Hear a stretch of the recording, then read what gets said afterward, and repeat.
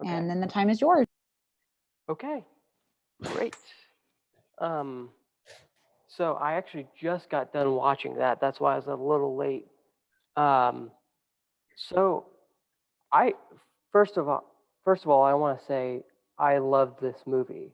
Um, it is such a unique movie on its own. There's a lot of war movies out there, but not a lot like this one. Um, and I guess to that end, I kind of want to ask, there's this juxtaposition beh behind this movie. There's this in the beginning. There's this scene with I apologize. I can't remember her name off the top of my head. Um, with the bicycle, and Yeah. I just want to ask, how did you balance this um, almost like this teeter totter between these horrors of war? I mean, do you see very graphic things, and then just at the same time you can have a guy fart in a trench somewhere? Like, how Man, did you do that? firstly, thank you for it's so great to see your energy just after the movie. This is one of the reasons why to make the movies. You see somebody who is giving this what you're giving us now.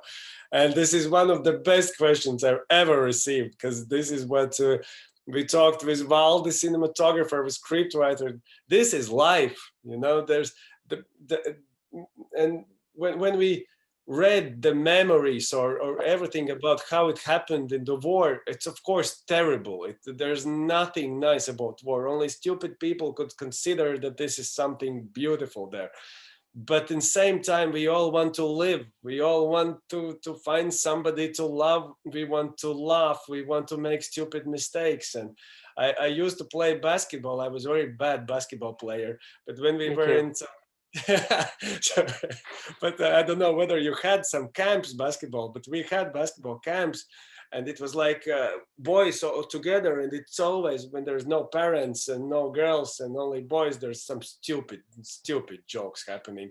And of course, in the wartime, it must be the same. And we wrote this fart episode, for example, and then when I read something similar in the memories, we said, yeah, we're in the right directions. I think it's very important to balance those things, and that makes that this tragic comedy makes life. And it really does work here. I mean, there's just certain things where I think you can go a bit too far sometimes with the comedy. Not in this movie. I just think in war movies in general, some um, some of them tend to be almost comedies at points. But this is just about um, soldiers hanging out. Really, is the vibe I got from it. Um, and another thing I want to ask is about that mom scene. I I'm going to tread lightly of spoilers, of course, but it so accurately portrays this remorse, this sense of, oh my gosh, what did I just do? Um, how did you approach that? Like, where did that come from, the novel, or did that come from? Where did that come from? I think it's both me and Otto and Lolit and Valdis can tell about this episode. But yeah, but that was in the novel, but we totally remade it because in the novel, actually, the main protagonist never sees the decease of the mother, and of course, it's so important to leave it in the film. But this is very crucial episode for us because it very much defined the way how we will tell the story and what we are doing here. And Valdis will tell in the detail, but maybe you noted that the camera is always with main protagonist wherever is he. So if he is there where he was during this episode, he sees as little as he can, and his imagination does the rest. And our imagination as audience is almost also the same. And as we as a team can do something similar to the audience, that they are trying to figure out what could happen, how could I feel, what this is what I love in the films, that they give the space for us. And this is what we try to do in this moment. Yeah. Yeah, and you know, it's great you talk about the cinematography because it is so limited in what it's doing, um, given the space that it's been given. You know, there's a lot of trench warfare in this movie, um, and I can't even think about trying to get a full-fledged shoulder camera in there. So, like, I think one of the questions I have is how challenging was that just to go in there amongst I think shoulder space and just go in and shoot this from a point of view. Valdi? Hi. Yeah, I think we had a choice at one moment. Should we make our trenches the real size that they are supposed to be, or should we make them 3-4 times wider as we are used to see them in the movies? And the reason why most of the time we really do see wide trenches is just because it's way more easier to shoot there, and we were sticking to the to historical truths of the region, of the type of the fights that we were uh, reconstructing, and so uh, we stayed with it because after some tests we understood that being limited in what we see is really actually what we need, because we want to show exactly what's the feeling for the privates being there in the trenches, and because when you are just a rifleman, you don't fight for freedom, for glory, and for some ideas. You mostly do fight for this square meter of the land, and you fight for your life and life of your body right next to you. And so by having those claustrophobic locations, it helped us to give this feeling to the audience. And as our the way we shot the movie was very documentary, very next to the character, being wide camera.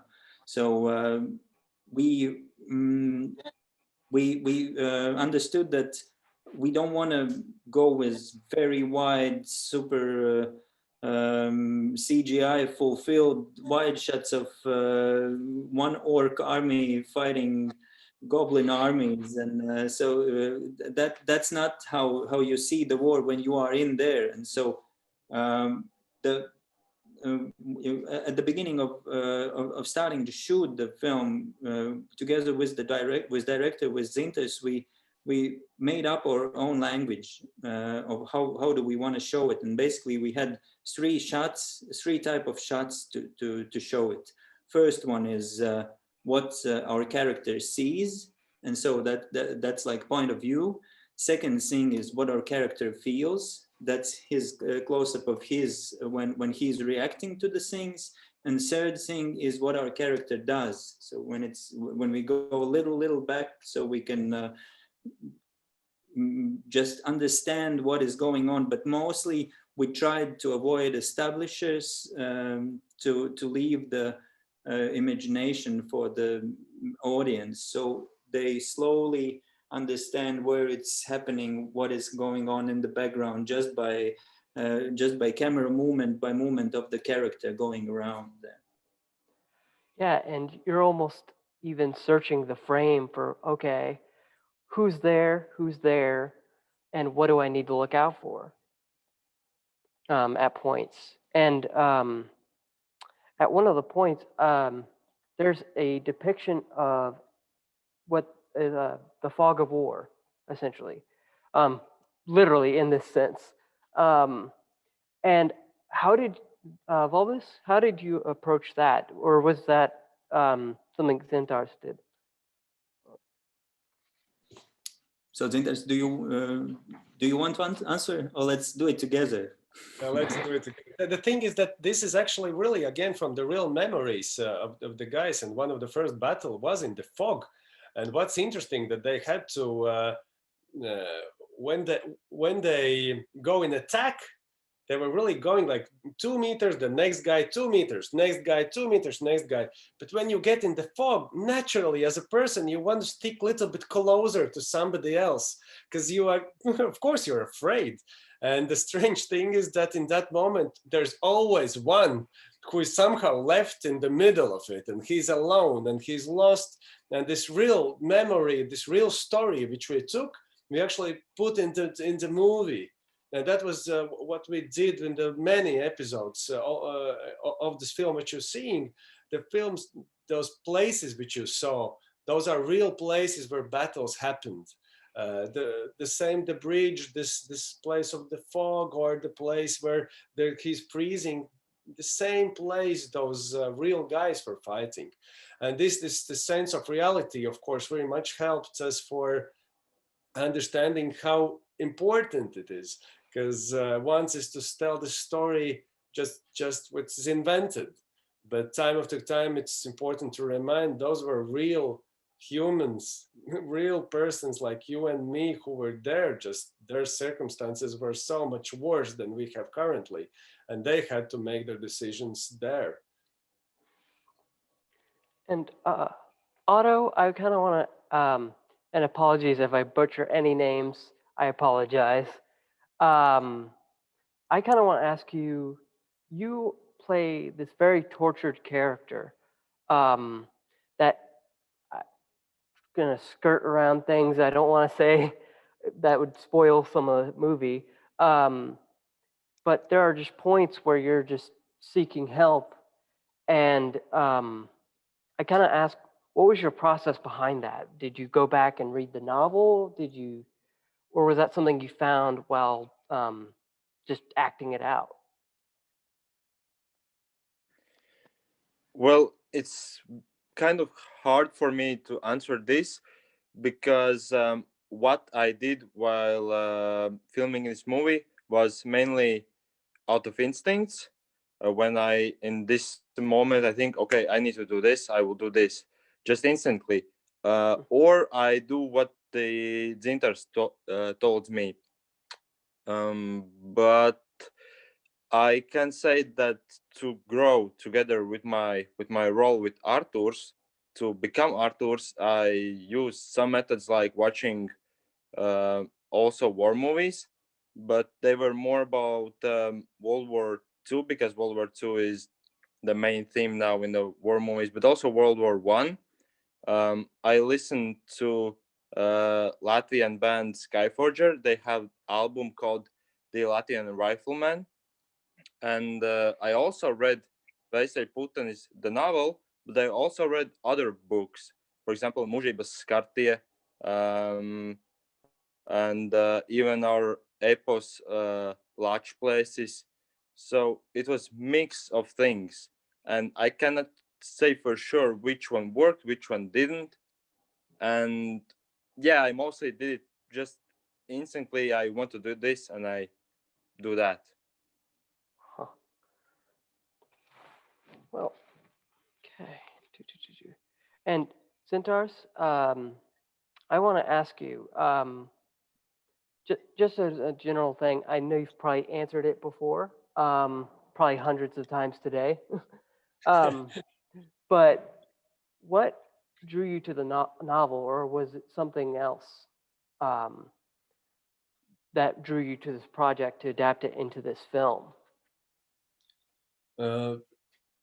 uh, for me it's when I graduated the high school, yeah, in secondary school, I had no idea that I would go for films. I think uh, there had to be somebody in your family to think about such profession. For me, it was important to just work somewhere to get some earnings and to live. And so I went for economics, and that was my finance background before that. But when I thought what my heart wants and that I really want to be in the films, these are the films I really want to make. The films which are which somehow fill the blank spots in history books. It's so often we see those big nations fight against each other, but how those small ones feel in the middle of those backgrounds, where battleground is their country, where they don't have any escape. And to show those stories from really private point of view, not with some generals who are totally different people. These are the movies that I really want to make. And when I see some kind of result that people, because of those films, start to think, or they somehow experience together with the main character, again, this is something that drives me. And so it's more about like my every reasoning why would I ever make the movies is to make something like that. Yeah. Well, I just want to thank all of you. If I didn't get the chance to ask you a question, I apologize. I'm just kind of firing off the hip here.